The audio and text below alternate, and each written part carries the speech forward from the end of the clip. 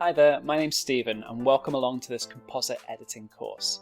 We're going to have a look at the art of taking two images and blending them together to create some really cool conceptual and surreal artwork. Now, compositing isn't a new thing. It's been going on in photography for years, even back in the days of film, but it's not news to the extent it is now. The advantage really of digital photography is that it means we can play around with images endlessly. We'll be using Adobe Photoshop, but in this course, if you've got comparative tools and other software, you may be able to follow along.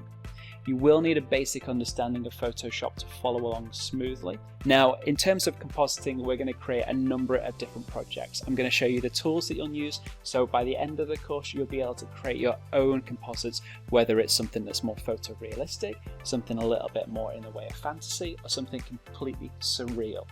Afterwards, you'll be able to create any type of composite that you wanted to.